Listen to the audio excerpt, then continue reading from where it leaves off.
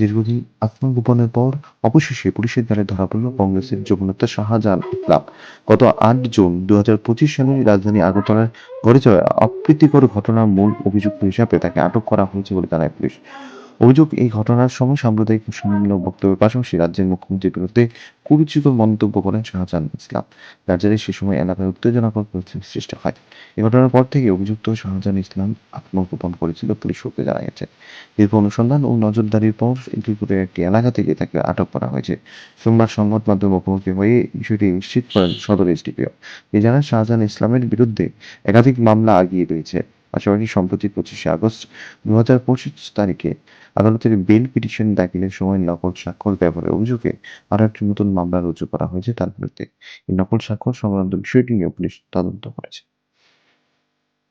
গত ৮/৬/২০২৫ ইংরেজিতে শান্তিপাড়াতে একটি অপ্রীতিকর ঘটনা ঘটে এবং সেখানে শাহজাহান ইসলাম নামে একজন ব্যক্তি বিভিন্ন কুরুচিপূর্ণ মন্তব্য করেছেন এবং সাম্প্রতিক কিছু মন্তব্য করেছেন। তাছাড়া রাজ্যের মুখ্যমন্ত্রী মানিক সাহা সম্বন্ধে অনেকগুলি কুরুচিপূর্ণ মন্তব্য করেছেন। এছাড়া আপনারা প্রত্যক্ষদর্শী ছিলেন, কিছু মারপিটের ঘটনাও হয়েছে।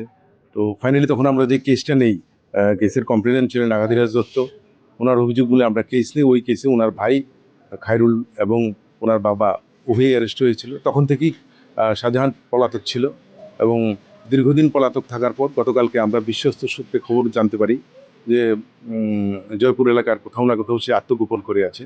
তো সেই অনুযায়ী তাকে আজকে সকালে অ্যারেস্ট করা হয়, ওখান থেকে তুলে আনা হয় এবং কোর্টে পাঠানো হবে। তার আগে জিজ্ঞাসাবাদ চলছে।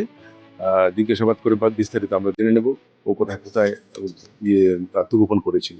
পাশাপাশি গত ২৫/৮/২৫-এও আমরা একটি এফআইআর নিয়েছি, কারণ শাহজাহান ইসলাম মাননীয় ডিস্ট্রিক্ট কোর্টে বেল অ্যাপ্লিকেশন করেছে। সেই বেল অ্যাপ্লিকেশনে উনি যে সিগনেচারটা করেছিলেন সেই সিগনেচারটাও জাল এবং নকল ছিল। এটার উপর আমরা একটা কেস নিয়েছি। তো সম্পূর্ণ ঘটনা আমরা তদন্ত এবং জিজ্ঞাসাবাদ এই কাজটি চলছে।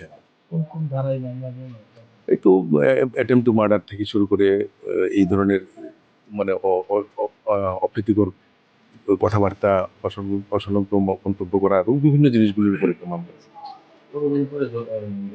অলমোস্ট ৬ মাস।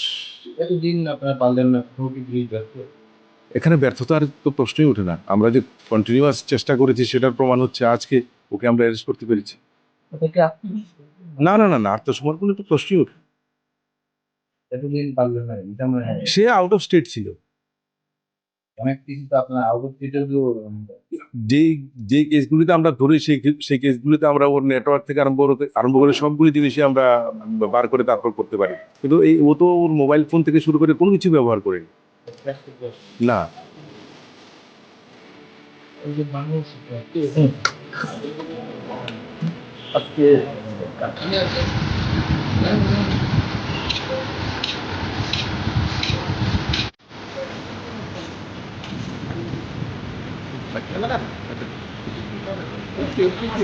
একটা সেকেন্ড আমরা যাই